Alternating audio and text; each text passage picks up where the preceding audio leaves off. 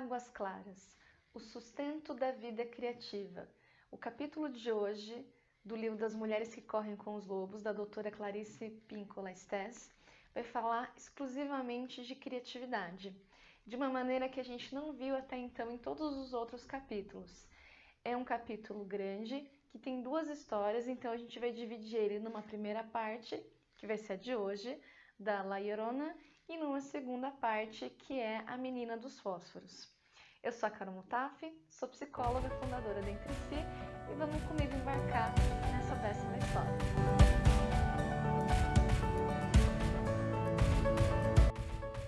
La Llorona é a história de uma mulher que é muito bonita, e para variar com os contos de fada, é pobre, e que encontra um fidalgo, um homem muito rico, muito bonito, que se apaixona por ela. Eles vivem uma história de amor, têm 2 filhos, e um dia esse fidalgo fala para ela, fala assim, olha, eu preciso casar. E ela, nossa, que legal, né? Achando que é comigo, só que não. Ele vai se casar com uma mulher rica que mora na Espanha e abandona a La Llorona. O que ela faz? No auge do desespero dela, ela enlouquecida, ela pega os 2 filhos, afunda no rio, mata essas crianças e, consumida pelo próprio desespero, ela se mata também no mesmo rio. Chegando à porta dos céus, o guardião que a recebe diz o seguinte, olha, você sofreu bastante, você tem o direito de entrar, mas não sozinha, você tem que trazer os seus 2 filhos também. E nisso ela volta e fica procurando no rio, colocando a sua mão nas águas para ver se encontra as crianças. E é por isso que dizem que as crianças não podem se aproximar dos rios à noite, porque La Llorona pode confundir e pegar essas crianças. E ela conta ainda uma segunda versão dessa mesma história com um ar mais moderno. A segunda história que ela conta é a seguinte: esse fidalgo, ele tem uma indústria e ele polui esse rio com o fazer da indústria dele. E ele não vai casar com a Llorona, que ele tem os 2 filhos, para se casar com uma espanhola muito rica que compra os produtos da fábrica dele. E aí, agora fica muito mais difícil a tarefa dela porque esse rio está poluído. Então, quando ela volta para procurar os filhos, ainda tem toda essa sujeira. Agora, antes da gente começar a entrar nos detalhes de cada personagem, eu quero fazer 2 marcações que vão ser muito importantes para o nosso entendimento aqui. 2 lugares da onde a gente vai olhar especificamente esse conto. O primeiro é criatividade. A premissa que a gente vai pegar aqui é que todos, eu disse todos os seres humanos são criativos. Faz parte de nós, seres humanos, sermos criativos. Vou exemplificar. Você já viu uma girafa preparando um bolho bechamel para comer com as folhas dela? Ou um leão colocando uma fantasia de marinheiro ou de empregado, alguma roupinha sexy, para deixar a sua noite um pouquinho diferente com a Dona Leoa? Qualquer animal, você já viu fazer alguma criação, um jantar que tenha sido de negócios ou de reunião entre amigos, alguma coisa assim? Não, assim, essas atitudes, essas atividades, elas são humanas e elas são criativas. Então, cozinhar, estudar, escrever, fazer um motor, inventar a lâmpada, inventar a câmera, a internet, gravar um vídeo, todas essas possibilidades que a gente tem enquanto humanos são atividades criativas. A gente tem que partir desse lugar. A gente não está falando, por exemplo, de uma classificação de criatividade. Quem é mais artista, quem é menos, quem é mais criativo ou não. Aqui nesse conto, a gente vai perceber que o que faz diferença entre a criatividade ou não, ou modos de ser criativo ou não ser criativo, está nos comos e não nos oquês que a gente faz. Eu lembro de uma paciente que eu tive uns 2 anos atrás, quando a gente estava investigando possibilidades de trabalho. Ela queria trocar a carreira e a gente estava conversando sobre esse universo. E aí ela falou assim, bom, o que eu faço muito bem é cozinhar. Mas eu não quero ficar com a minha barriga no fogão, né? Eu não quero ser cozinheira. E falando isso com desdém, como se cozinhar não tivesse o seu valor, não fosse algo importante, algo criativo. E aí eu peguei e brinquei com ela, eu falei, então Alex Atala e Paula Carosella, o trabalho deles é um lixo, né? O que você está dizendo é que não tem valor? Não, não é verdade. Então, assim, às vezes a criatividade ela está nas coisas menores que a gente pode imaginar. Por exemplo, você colocar um detalhe que é seu, você está seguindo uma receita, mas você faz uma pequena modificação, uma decoração, tudo isso é criatividade. Então, estamos combinados, alinhados aqui, todos nós somos criativos. Ponto. Aí agora eu quero partir para uma segunda premissa para a gente poder trabalhar aqui nessa história de hoje. Então vamos lá. Quem é o rio nessa história? O rio é a própria fluidez da nossa criatividade. Ele é o nosso criar, é o nosso florescer, é o nosso alimentar a vida. Né? A gente pode pensar no rio com os peixes, com a natureza, com toda a vida que existe nele. Mas o rio também pode ser o símbolo do feminino, de uma energia feminina.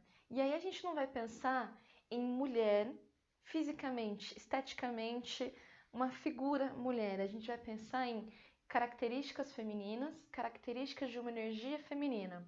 Aqui a doutora Clarice Stés, ela puxa, obviamente, a análise para a psicanálise junguiana.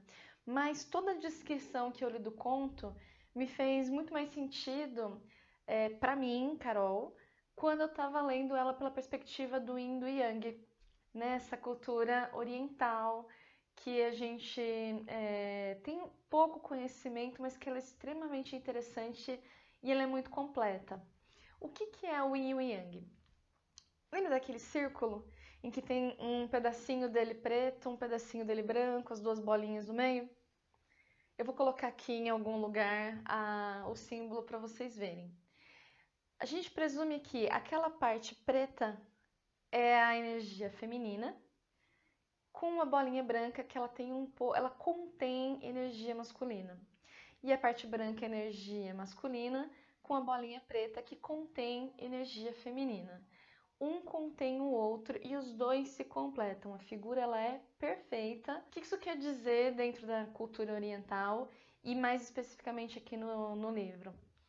Todos nós, homens e mulheres, temos energias masculinas e femininas entre nós, independente do nosso sexo. Eu, por exemplo, eu me reconheço como uma mulher que tem mais energia masculina do que uma mulher que tem mais energia feminina. E aí vamos falar um pouquinho dessas energias. A energia feminina, o Yin, ela é introspectiva, ela é criadora, ela é do interno, do invisível, do que tem esse mágico, esse acontecer, essa nutrição. Ela é uma energia para dentro. A energia Yang, que seria a energia masculina, é aquela energia do para fora, do fazer, do planejar, do executar, do pôr no mundo, do dar forma. E uma precisa da outra. Não adianta você ser uma pessoa que tem milhares de ideias na sua cabeça, totalmente com um yin bastante forte, bastante fluido, que tem várias coisas para fazer, várias coisas para pôr no mundo, e isso não sai da sua cabeça.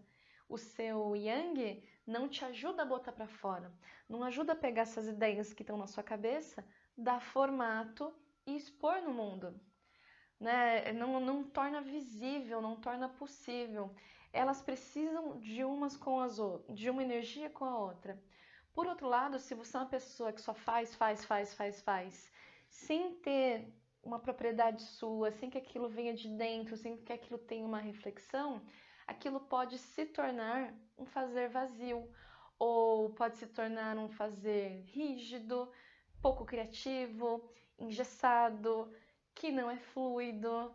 Não é interessante que nenhum dos dois seja descompensado e que nenhum dos dois seja isolado. Eles precisam trabalhar em comunhão. As duas energias, por mais que entre um ser humano e outro, uma energia possa ser um pouco mais predominante em um e um pouco mais predominante em outra. Então a gente vai encontrar Homens com mais energias femininas, homens com mais energias masculinas, mulheres com mais energias femininas, mulheres com mais energias masculinas, assim como eu. Perfeito? Então, quando a gente está falando desse rio, a gente está falando dessa criatividade. E aí ela fala de um rio poluído, ela fala de um rio que está estragado e que ela não morto e que ela não consegue recuperar, ela não consegue encontrar os filhos dela. O que é esse rio poluído? O que é esse rio morto? É aquele rio que está lotado de coisa que não presta. Por exemplo, essa sua ideia é ridícula. Que trabalho idiota que você faz. Meu, pra que você vai gastar tempo com isso? Você não tem mais nada pra fazer da sua vida? Sério, você acha que alguém vai gostar disso? Tá desocupado, hein? Tá caçando coisa pra fazer? Tá faltando trabalho na sua vida?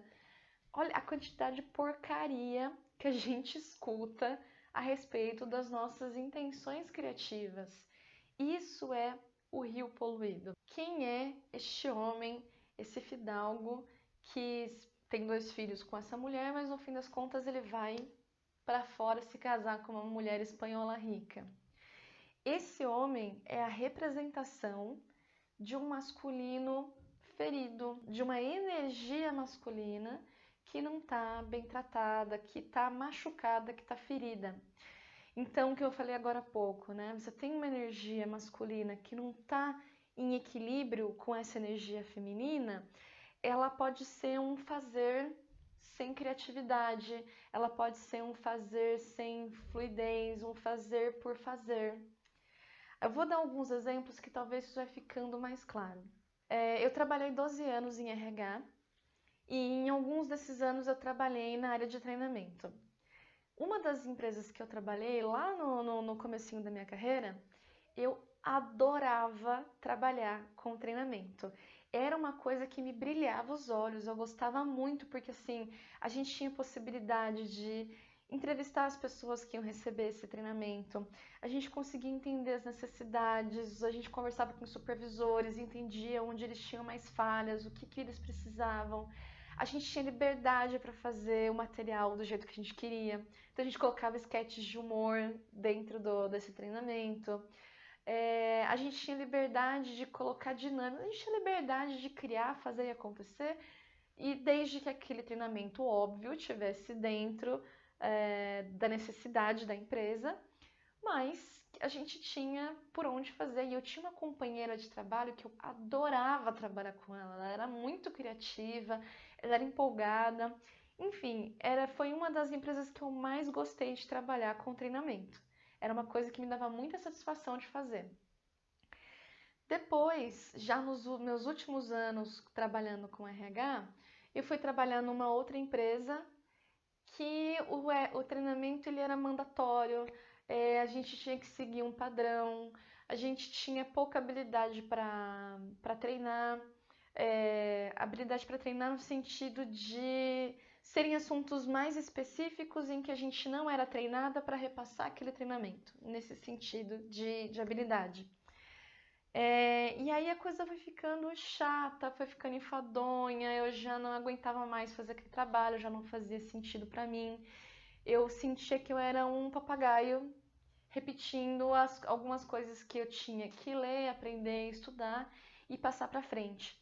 Então vocês percebem que assim, a coisa é a mesma, treinamento e treinamento. Num eu tinha satisfação, em um eu tinha tédio, aquilo me incomodava, mas os comos eram muito diferentes. Um me nutria, um me alimentava, um me dava vontade de fazer, o outro era chato, era engessado, era rígido, ele não era mal elaborado, eu não tinha a mesma vontade de fazer as duas coisas.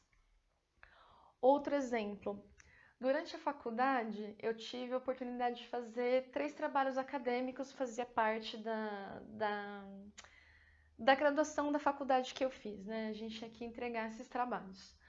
O primeiro que eu fiz, que foi no 3º ano de faculdade, eu fiz por obrigação. A gente tinha que entregar para conseguir o bacharelado, tinha prazo, era um tema assim que eu tinha pego porque eu achei que ele era um pouco mais fácil de fazer, e que poderia suprir, que eu poderia ter nota, e fiz assim com muito esforço, porque era o primeiro, né? A gente não tinha habilidade em fazer isso, e entreguei. Não é o meu trabalho que eu tenho mais orgulho.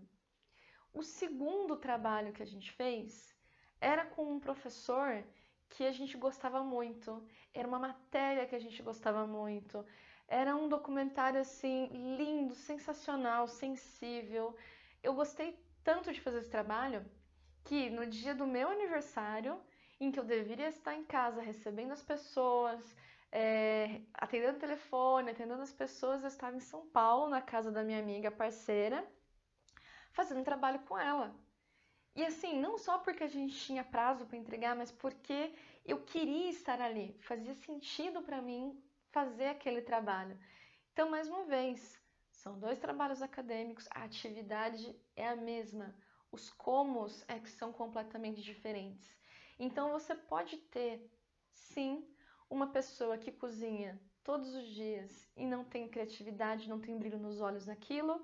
Você pode ter uma pessoa que cozinha todos os dias e ama aquilo que faz e faz com muito prazer. Você pode ter, inclusive, um escritor, um pintor, um artista, qualquer pessoa que trabalhe com arte, né, que tecnicamente deveria ser criativo, que pode fazer aquilo com criatividade e pode fazer aquilo de maneira mecânica. Quando eu fui começar a fazer o curso de Daseins-Análise, o professor do primeiro semestre, o Marcos Colpo, falou que durante alguns anos ele havia pintado alguns quadros, que era uma coisa que ele gosta de fazer, e aí em conversa com um amigo, ele resolveu expor numa galeria os quadros dele. E a exposição teve um retorno bastante interessante, as pessoas gostaram, queriam conhecer mais da obra dele, e aí esse colega dele, que ajudou ele na exposição, falou assim: então, tem como você conseguir uma exposição nova pro mês que vem?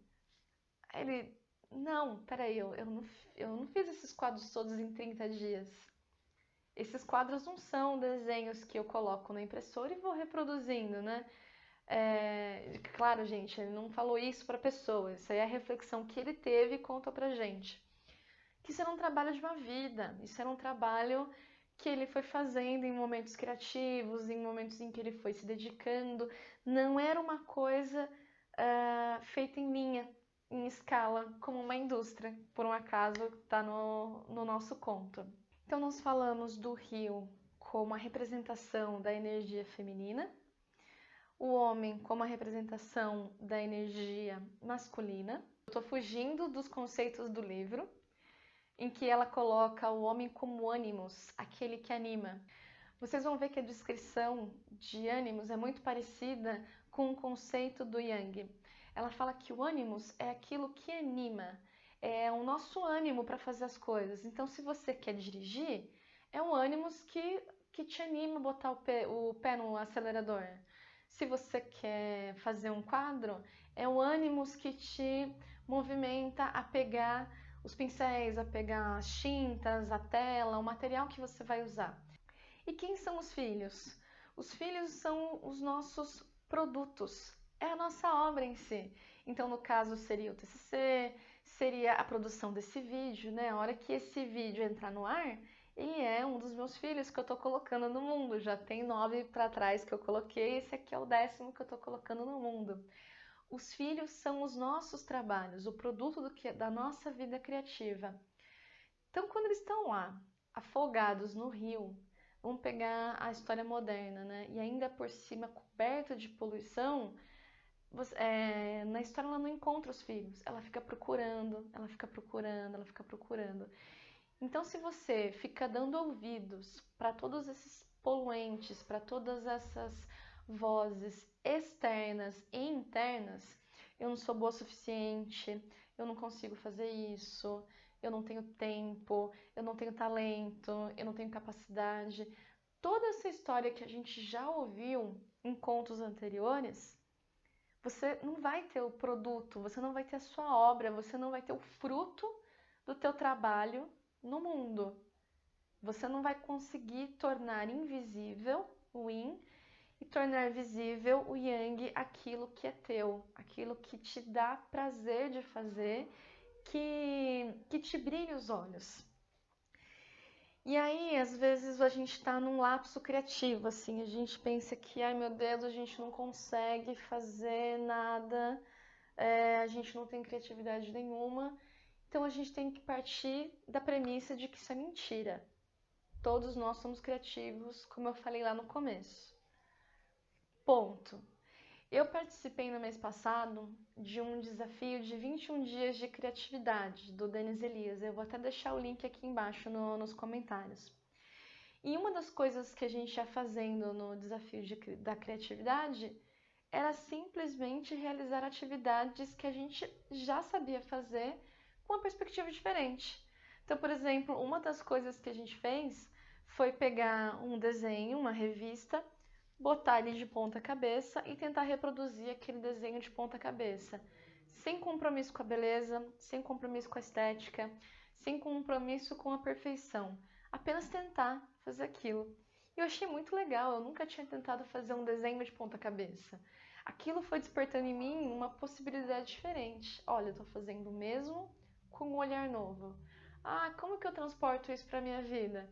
Eu posso fazer um treinamento com uma coisa diferente. Eu posso fazer um TCC com uma coisa diferente. Uma dança, um livro, uma arte, enfim. Hoje eu quis gravar aqui esse quadro que está atrás de mim. A gente comprou numa viagem de um artista de rua. E um pouquinho antes da gente atravessar a rua para comprar o quadro, numa avenidona, caiu um baita toró e o quadro estava no chão. Então caiu chuva e um pouco de sujeira no quadro. Quando a gente chegou aqui em Mogi e eu fui enquadrar ele, eu perguntei para a menina se não tinha condições de lavar. Contei para ela que tinha tomado chuva, pego um pouco de sujeira do chão, tal. E a menina falou assim: não faz isso, não lava. Essa é a história do seu quadro. Se ele tomou um banho de chuva, enquadra ele com um banho de chuva, não tira a história dele. Então, assim, a tua obra saiu com alguma coisa aqui, uma coisa ali, de repente algo que você julga que não é perfeito, que não é o lugar dela, é a história da tua obra. É a história do teu produto no mundo, daquilo que você está fazendo, daquilo que você está entregando para o mundo. Baixar um pouco aquele barba azul que tem dentro da gente, tirar essa poluição do rio, né? Tirar essa sujeira e deixar ela fluir. Deixa ela fluir. E aí a Clarissa, ela vai colocando alguns passos pra gente fazer, pra gente limpar esse rio e desbloquear essa criatividade e botar no mundo. O primeiro passo que ela fala é: aceite o elogio. Isso parece absolutamente simples, mas é muito difícil, principalmente no começo. Eu não lembro agora em qual dos vídeos que eu falei, mas a gente tem aquele costume assim de falar, por exemplo, alguém vai e elogia alguma coisa em você. Você fala: ah, imagina, são seus olhos. Bondade sua. Ah, não precisa não, imagina. Obrigada.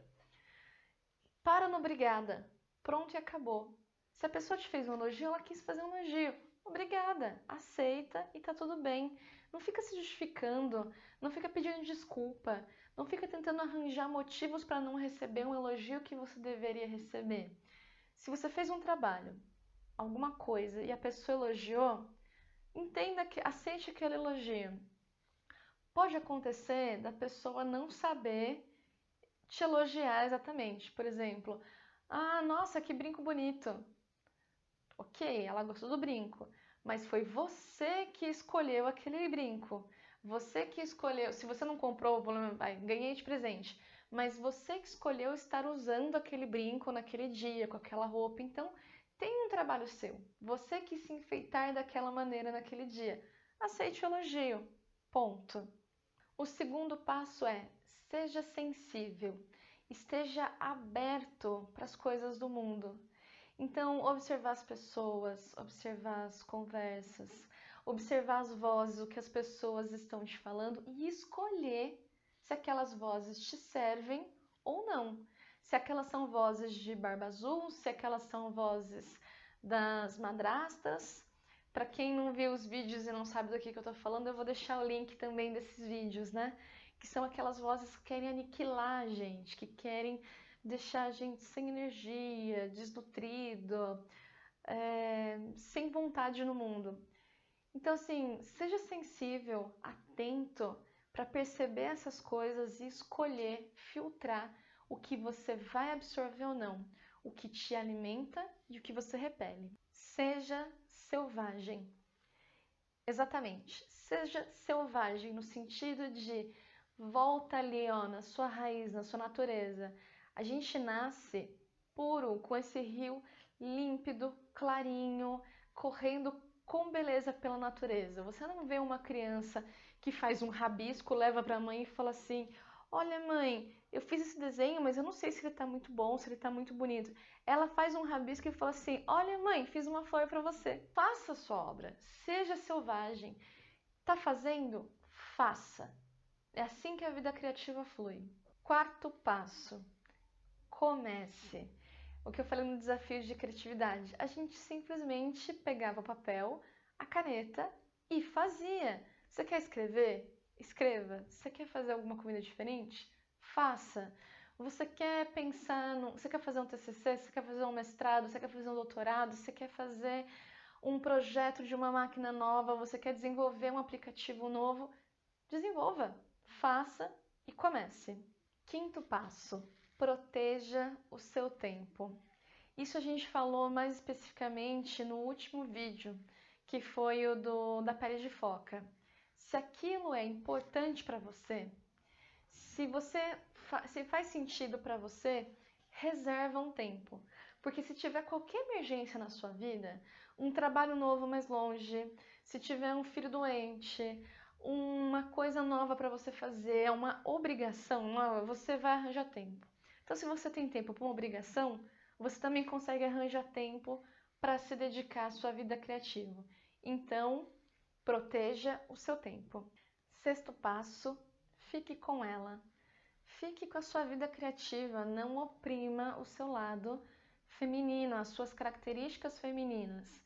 Tem muita gente que tem dons lindos e simplesmente suprimem essa parte da sua vida focando em coisas que eles acham mais importantes ou que eles acham mais urgentes. Ela até faz um exemplo interessante aqui no livro, né? Se você tratar mal os seus filhos, você tem um conselho tutelar que pode tirar eles de vocês. Se você faz mal o seu trabalho na empresa, você pode ser mandado embora. Agora, se você abandona a sua vida criativa, não existe nenhuma patrulha, não existe nenhum órgão que fiscalize isso. Então é você que tem que agarrar a sua vida criativa e ficar com ela. Ela te pertence. Proteja a sua vida criativa. Você já agarrou ela, você já considera ela como sua, você não vai largar mais. Agora pratique ela todos os dias, a maior quantidade de dias que você puder, coloque isso em prática, protege ela. E aí você deu todos esses passos, a sua vida criativa, ela tá mais limpa, esse rio tá mais fluido, esse homem mau do rio, ele já se transformou num homem bom, no que te ajuda a levar para o mundo os seus talentos, a transformar em realidade os seus pensamentos, as suas ideias, os seus ideais. E aí a gente tem uma fluidez de criatividade. Gostou da primeira parte desse capítulo das águas claras da vida criativa? Se você gostou, compartilhe esse vídeo com algum criativo ou alguma criativa que está aí com essa parte da sua vida mais emperrada, que o brilhinho nos olhos não está mais do jeito que costumava ser. Encaminhe esse vídeo para a pessoa e compartilhe aqui pra gente o que você faz na sua vida criativa, o que é que te brilha os olhos, o que é que você tem prazer de fazer. Divide com a gente aqui nos comentários. Peço também, se você gostou, de você deixar um like, que isso ajuda aos vídeos chegarem em mais pessoas. O YouTube entende que o conteúdo é relevante, então ele mostra para mais pessoas esse vídeo. E é isso. Semana que vem a gente continua com a segunda parte.